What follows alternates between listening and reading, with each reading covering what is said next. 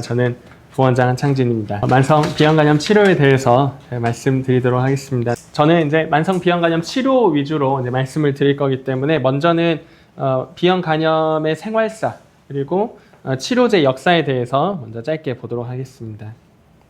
이 생활사라는 단어가 조금 어려운데요. 이제 영어로는 라이프 사이클인데 이제 사람은 한번 태어나서 죽으면 끝이지만은 바이러스는 지속적으로 번식하는 과정을 거치기 때문에 얘네들은 생활사가 있습니다. 이제 그 번식하고 다시 재감염하고 다시 복제해서 다시 재감염하고 감염과 복제의 과정을 계속 반복하기 때문에 얘네들은 자기의 어떤 주기가 사이클을 갖거든요. 그래서 이러한 사이클에 대해서 이제 말씀을 드리는 거고, 좀 더 쉽게 설명하면은 항바이러스제를 몸에서 안 썼을 때에 이 바이러스가 몸에서 어떻게 증폭을 하느냐, 이 부분에 대한 내용입니다.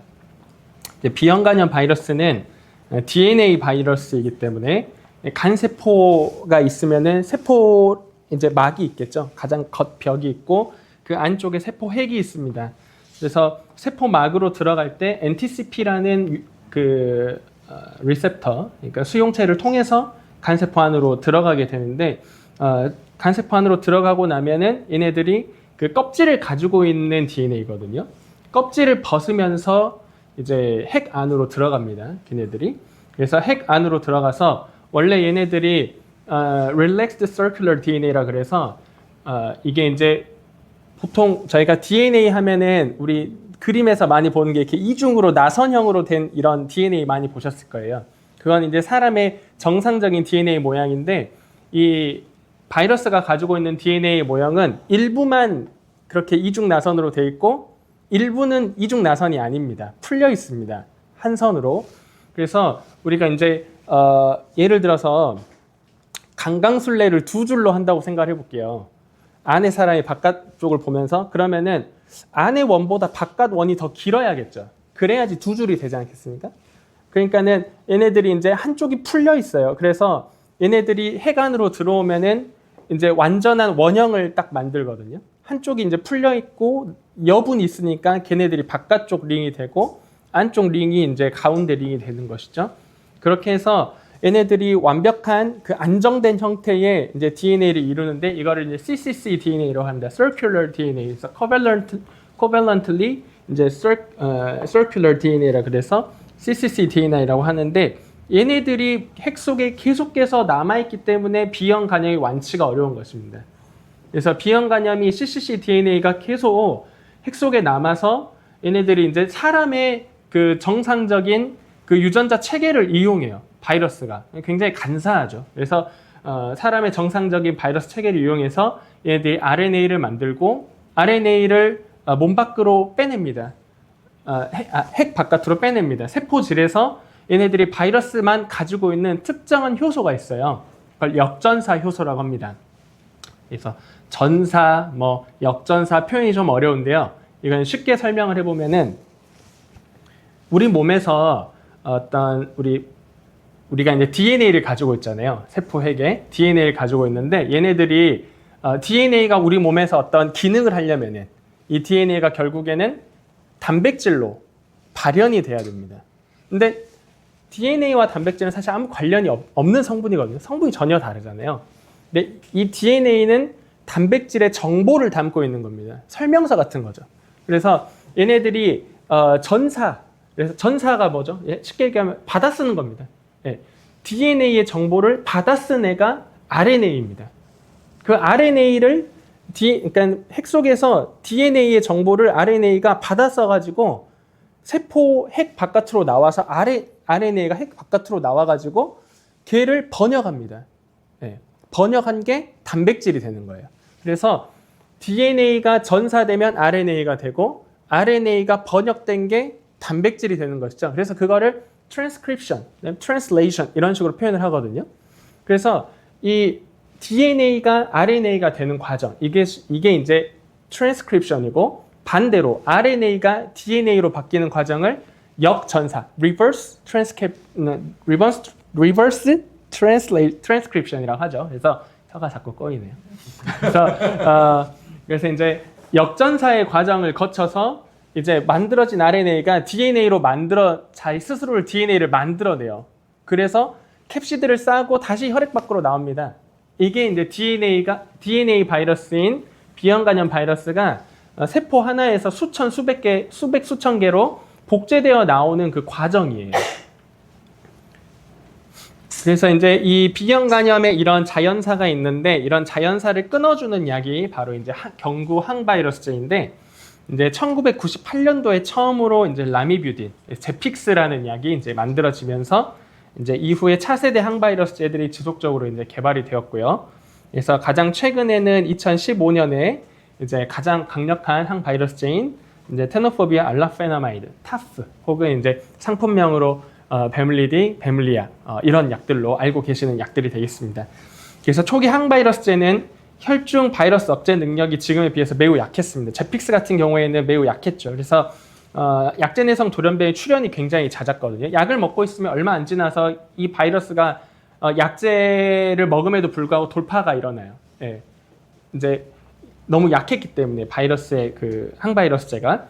그러나 이제 엔테카비어, 그러니까는 오리지널로 이제 바라크루드죠. 바라크루드가 이제 개발이 되기 시작하면서부터는 항바이러스제가 굉장히 이제 포텐트해지고 강력해지고 그러면서 내성 돌연변이 출현이 급격히 이제 줄어들기 시작했습니다. 그러나 엔테카비어도 뚫고 나오는 그 바이러스가 이제 내성을 얻게 되는 경우들이 있는데요. 테노포비아가 발견된 이후로는 현재 테노포비아에 대해서는 한 건도 그 약제 내성 돌연변이가 발견이 된 적이 없습니다. 그러니까 약제 내성 돌연변이가 없는 그런 항바이러스제를 사용할 수 있다는 게 굉장히 축복이죠. 이러한 항바이러스제는 이제 크게 이제 두 가지 분류가 있는데 하나가 이제 뉴클레오사이드 계통이고 하나가 이제 뉴클레오타이드 계통입니다. 그래서 이제 뉴클레오사이드 계통의 약에 이제 라미뷰딘이나 엔테카비어 같은 약이 있는 것이고 뉴클레오타이드 계통의 약에 아데포비아나 테노포비아 등이 있습니다. 상품명을 굳이 말씀을 드리면 제픽스나 제픽스나 바라크루드 같은 약이 뉴클레오사이드에 해당하는 약이 되겠고 뉴클레오타이드 계열에는 헵세라 혹은 이제 비리어드, 베물리디 이런 것들이 있겠습니다. 그래서 이제 그 만성 비형 간염 치료제는 지금 이제 저희가 뉴클레오타이드, 뉴클레오사이드 이렇게 표현하는데 결국은 핵산이거든요. 핵산이 뭐냐면은 아까 말씀드린 이제 그 비형 간염 바이러스 DNA를 전사해서 받아쓰기 해가지고 나온 그 RNA를 다시 DNA로 만들어가지고 그거를 껍질에 싸서 혈액에 방출하면 비형 간염 바이러스가 복제되는 거거든요. 그래서 이 역전사의 과정을 이 약이 차단합니다. 역전사의 과정을 그러니까 쉽게 설명하면은 이 기착칸이라고 생각하시면 편할 것 같아요.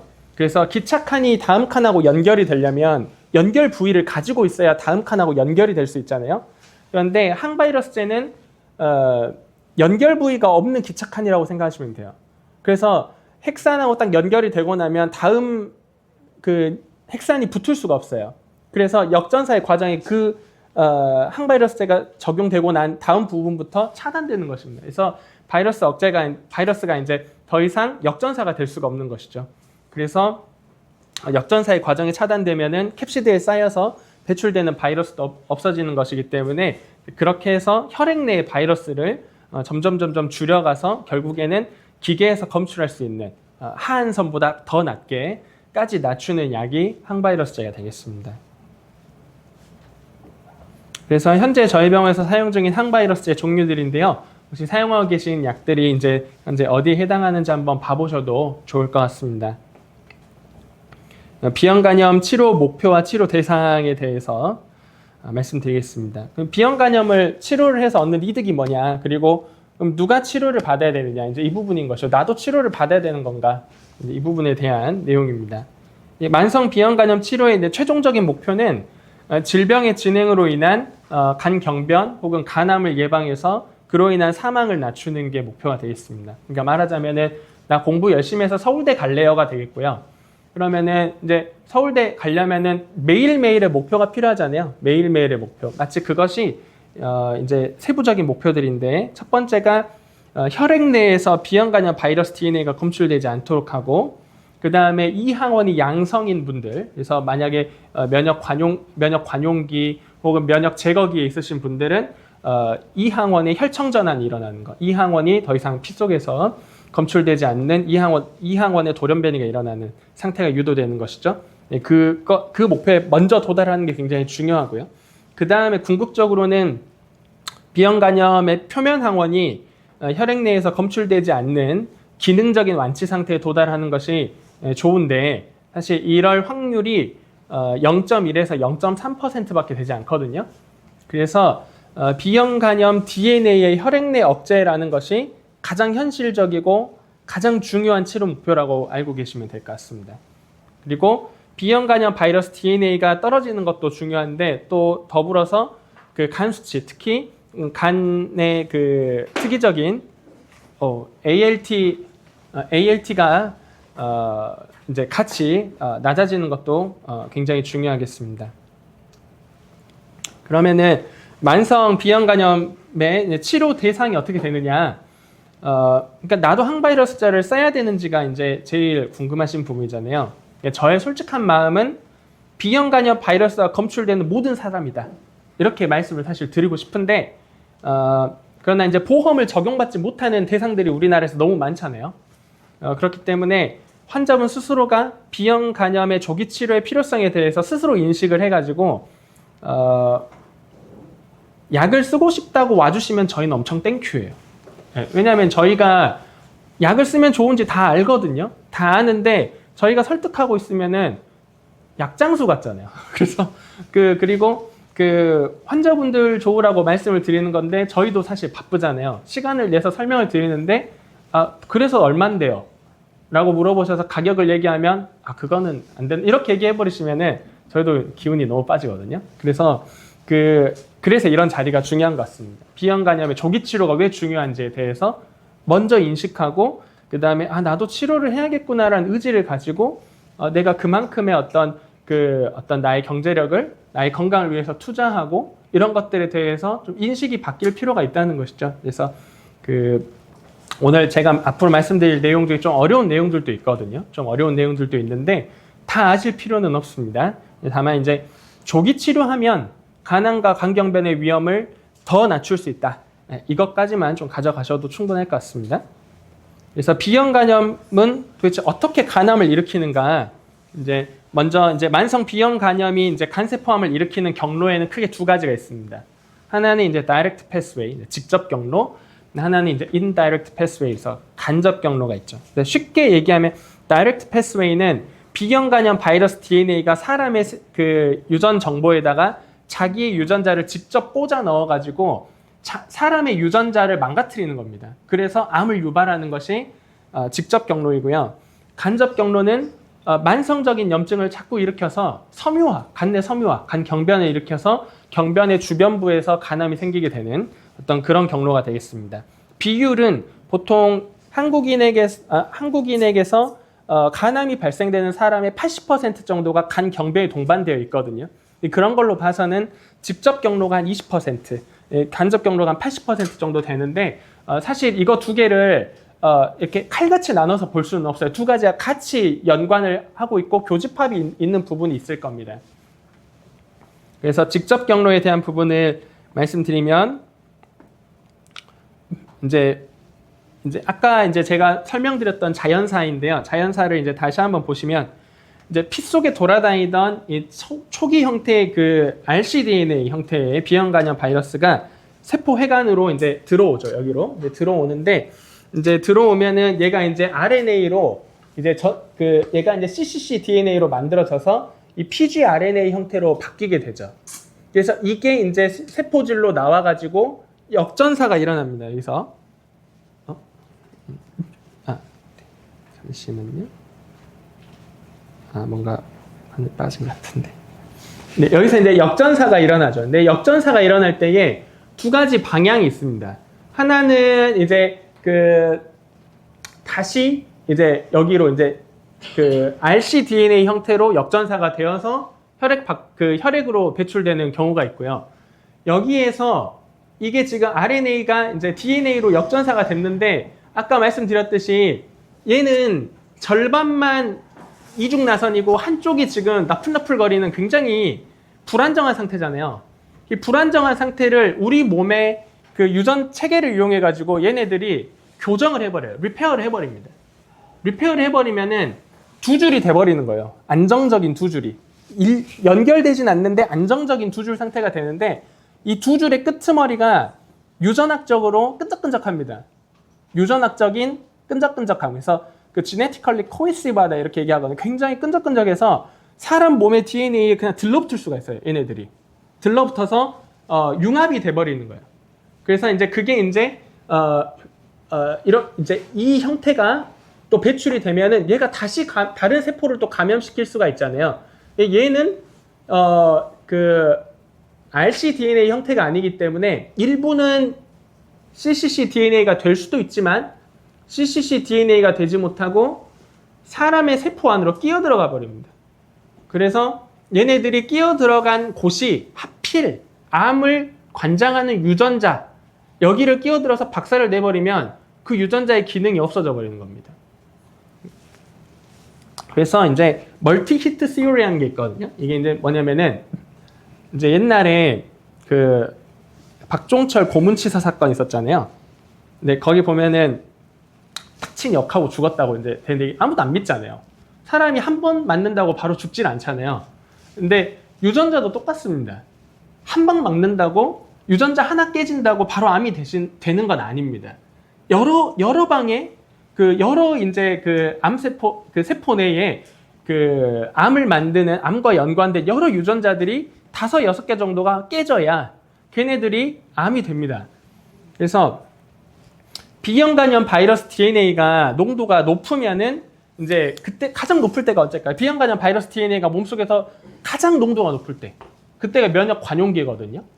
몸에서 이제 B형 간염 바이러스가 몸에서 이제 깨지지 않고 막 멋대로 증폭할 수 있는 상태. 보통 30대 전까지 해가지고 면역 관용기가 이제 유지가 되는데 그때 치료하지 않아도 된다고 예전에 그렇게 얘기를 했었어요. 왜냐하면 다이렉트 패스웨이에 대한 어떤 그런 개념이 뚜렷하지 않았기 때문에. 그러나 이제는 DNA가 여기 보시면은 DNA가 높아질 때 DNA 인티그레이션 그러니까는 자기 정상 사람의 세포 안으로 DNA가 끼어 들어가는 바이러스 DNA가 끼어 들어가서 유전자를 깨트리는 그런 현상이 나타나는 게 농도가 높으면 높을수록 잘 일어난다는 것이죠. 그래서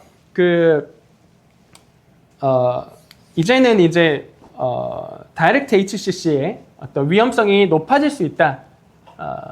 이제 면역 관용기 상태를 오래 놔뒀을 때, 제가 이제 아산병원에 있을 때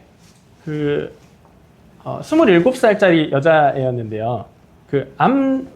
간암 환자였거든요. 명치부가 이렇게 튀어나와 있어요. 제가 그 모습 아직도 잊을 수가 없어요. 근데 제가 너무 젊어 보여서 제가 확인해봤더니 27살이더라고요.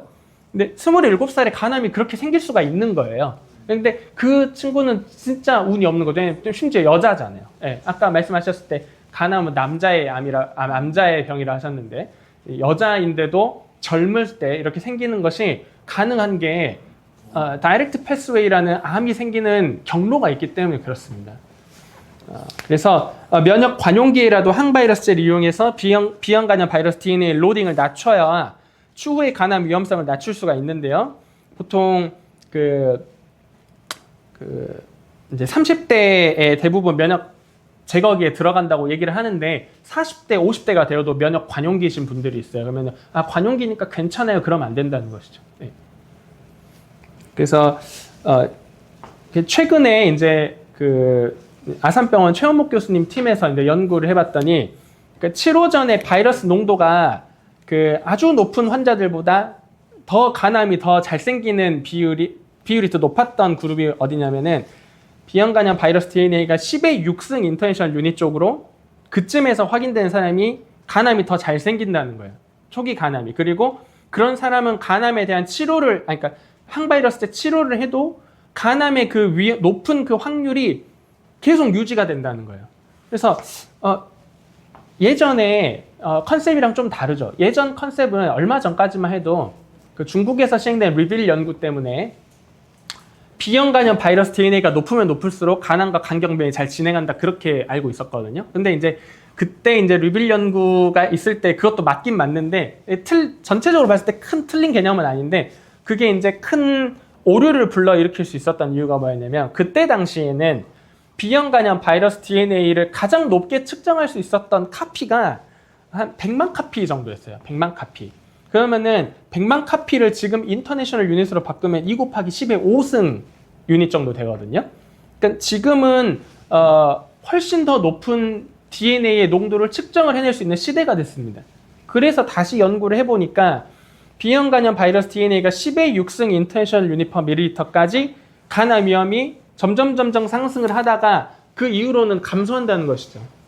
그러니까 처음에 이 연구를 보면은 어떤 생각이 드냐? 그러면은 B형 간염 바이러스 넘쳐 흐를 때까지 놔둬도 된다는 뜻이냐? 그런 말이 아니고요. 그런 말이 아니고 B형 간염 바이러스 DNA가 중등도 농도에 도달했을 때 왜 간암이 많이 생기냐는 걸 수 있대. 그래서 이제 그거에 대해서 최현목 교수님 팀은 어떻게 설명을 하냐면은 엄청 높을 때 있죠. 엄청 높은 상태로 유지되는 사람이 있습니다. 그리고 중등도로 유지되는 사람이 있어요. 그 사람 사이 갭이 있겠죠. 이만큼의 DNA가 어디 갔냐 이 말입니다. 이 DNA는 어디 갔을까요? 사람의 몸속에 다 끼어든 겁니다. 걔네들이. 그래서 걔네들이 이미 다 유전자의 멀티 히트를 때리고 있는 거예요. 아까 제가 5에서 6개 정도 히트를 맞으면 암이 생길 수 있다고 말씀드렸잖아요. 이미 유전자가 다 얻어 맞았어요. 맞을 대로 맞았어요. 근데 간 경변은 아직 없는 거죠. 그 경변이 없으니까 간암이 안 생긴다? 그렇게 말을 못 한다는 겁니다, 이제는. 그래서 이건 이제 같은 내용이니까 좀 넘어가겠습니다. 그러면은 이제 실질적으로 어떤 경우에 면역 관용기 때라도 치료를 하는 게 좋은지 그거에 대해서 이제 가이드라인이 이제 외국에서 나와 있는 것들을 보시면 면역 관용기라고 하더라도 나이가 많거나 간암이나 간경변에 가족력이 있거나 혹은 간회 증상이 있는 경우에는 적극적인 치료를 고려하는 게 좋습니다. 그러니까 나이에 대한 기준이 사실 조금 애매한 부분이 있는데 타이트하게 이제 그 이슬 가이드라인에서는 30세 이상부터는 항바이러스제 치료를 하는 것이 좋다라고 했으니까 사실 여기 계신 분들 중에 30세 이상이시면은 항바이러스제 치료를 안 받고 계시면은 기본적으로 마음에 좀 염두하시는 게 좋습니다. 제가 이제 2년 전에 이제 여기서 강의하진 않고 저쪽 구석지에 저도 이제 환자인 척 와가지고 여기서 이제 강의를 들었거든요. 근데 그때 이제 민 회장님께서 뭐라 하셨냐면 30세 넘어서부터는 면역 관용기라는 건 없다고 생각한다. 그렇게 말씀하셨거든요. 그래서 이제 그게 뭔 뜻일까? 이제 그때는 잘 몰랐는데 계속 이제 보다 보니까 이렇게 말씀하신 이유가 있는 것 같아요. 왜냐하면은 몇 살부터 콕 집어 항바이러스 써야 된다 이렇게 명확하게 말할 만한 근거는 없는데 유럽 가이드라인에서도 30세를 권고를 하고 있고 DNA 데미지가 쌓이는 거를 계속 놓고만 보고 있으면 안 된다는 것이죠. 네. 나이가 많아지면 많아질수록 저는 그런 컨셉으로 지금 좀 이해를 했는데 그때 그런 말씀을 하셨는지 잘 모르겠지만 어쨌든 나이가 많아지는데 그때 당시에는 이제 30 넘어가게 되면은 관용기가 없다는 것은 이미 이제 섬유화도 많이 진행되어 있을 가능성도 있는 거예요. 자기도 모르게. 그러니까는 적극적인 치료를 고려를 해야겠죠. 그리고 가족력도 굉장히 중요한 고려 인자인데 B형 간염만 있고 가족력이 없는 사람은 B형 간염에 한 대 맞은 겁니다. 가족력이 있는 사람은 이미 그 가족이 암에 걸렸다는 거는 유전자의 어떤 취약성을 가지고 있으신 분들이에요. 그러니까 이미 몇 대를 맞은 상태로 태어난 거예요, 그분은. 근데 거기에 B형 간염까지 걸려 있다 하면 한 대 더 맞은 겁니다. 그런 사람들이 만약에 이제 그런 사람 심지어 남자다, 한 대 더 맞았죠. 그러면 음주했다, 흡연했다, 맞고 또 맞고 비만, 당뇨 맞고 또 맞고 바로 간암 걸리는 겁니다. 그래서 그 B형 간염 환자 중에서도 간암 가족력 있는 사람은 더 많은 히트를 보유하고 있을 가능성이 있으니까 적극적으로 그 항바이러스 치료를 하셔야 되겠습니다. 그리고 직접 경로보다 더 간암의 주된 위험 인자인 간접 경로에 대해서도 보면요. 저는 이제 교회 다니니까 이제 성경 창세기에 보면은 바벨탑을 사람들이 이제 지으니까 하나님이 이제 사람들의 이제 바벨탑 못 짓게 하시고 이제 사람들을 흩어져서 살게 하려고 서로 말을 못 통하게 어느 날 갑자기 일어났더니 사람들이 서로 대화가 안 되게 해가지고 말 통하는 사람끼리 이렇게 흩어져서 살게 되는 그런 역사가 기록이 되어 있는데요. 그 섬유화가 생기면은 섬유화 주변에서 딱 그런 일이 생깁니다. 섬유화가 생기면 딱 주변부에서 셀 시그널링이라고 하는데 세포와 세포 사이에 시그널을 주고받는 게 있어요. 항상 세포가 나 따로 이기적으로 살고 있는 게 아니라 인접한 세포들은 서로 이제 시그널을 주고받고 있거든요. 근데 그 시그널을 잘못 주고받는 거예요. 섬유화가 끼어들어 있으면 못 알아먹는 거예요. 그래서 갑자기 세포가 이모탈라이제이션, 갑자기 암으로 변화하고 이런 이제 문제들이 생기게 되는 것입니다. 그래서 섬유화가 세포 간의 신호 전달을 방해해서 간암을 유발하는 데 영향을 미치기 때문에 간 내 섬유화를 개선을 해주면 간암 발생률을 줄일 수 있는 것이죠. 그래서 왼쪽 이제 그래프는요, 여러 학회에서 제시하고 있는 간암 치료의 가이드라인대로 치료 대상을 선정을 했을 때 그 안에 선정되지 못한 사람 중에서도 간암의 발생이 상당히 많다라는 걸 보여주고 있거든요.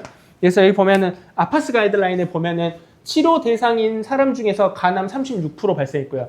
치료 대상이 아닌 사람 중에서 간암이 오히려 더 많이 발생했거든요. 그래서 AASLD 미국 가이드라인에서도 54%, 그다음 이슬 가이드라인은 조금 낮죠. 좀 타이트하게 33%인데 그래도 높잖아요. 예, 치료 가이드라인대로 간암을 치료한다고 난 치료를 했는데 간암에 걸릴 수 있다는 겁니다. 치료 안 하고 있었더니. 그래서 그리고 오른쪽 표는요, 환자의 특성에 따라서 그 간암의 위험도를 계층화를 해놓은 건데 A부터 D로 갈수록 간암의 발생 위험은 좀 낮아지긴 하는데 현재 지금 한국에서는 A그룹과 B그룹 정도가 치료의 대상에 들어간다 보시면 됩니다. C그룹과 D그룹은 현재 지금 보험으로는 치료가 안 되고 자기 부담 100대 100으로 치료가 가능하신 그 대상이거든요. 근데 여기서 보면 이제 그룹 C를 제가 빨간색 쳐놨는데 이 그룹 C가 말하자면 회색지대에 있으신 분들입니다. 그래서 이 그룹 C에 대한 그 간암의 발생 연구에 대해서 대만에서 이제 톨츠비라는 연구를 했어요. 그래서 이 톨츠비 연구를 보시면은 연구 목적이 뭐냐면은 경변이 아직 없는 만성 비형 환자에게서 ALT가 경미하게 상승된 경우, 그러니까 회색지대에 들어와 있는 경우에 아까 그 비리어드를 사용을 했을 때에 질병 위험 감소 효과 안정성을 평가하는 거, 그때 당시 베물리디가 없었던 시절입니다. 비리어드만 있었던 시절이고, 그랬더니 연구 결론이 어떻게 났냐? 테노포비어를 사용한 만성 비형 환자에게서 회색지대에 있었을 때에 간 섬유화 진행을 감소를 시켰습니다. 그러니까 여기 보면은 이게 이제 그 염증 괴사 점수고 이게 이제 섬유화 단계를 본 건데, 약을 쓴 이게 이제 노란색에 이제 진행을 하면은 이제 경변에 들어온 거거든요. 그래서 약을 쓴 군, 안 쓴 군 비교를 하면은 안 쓴 군에서 거의 이만큼의 차이가 날 정도로 경변이 더 많이 생긴 거고요.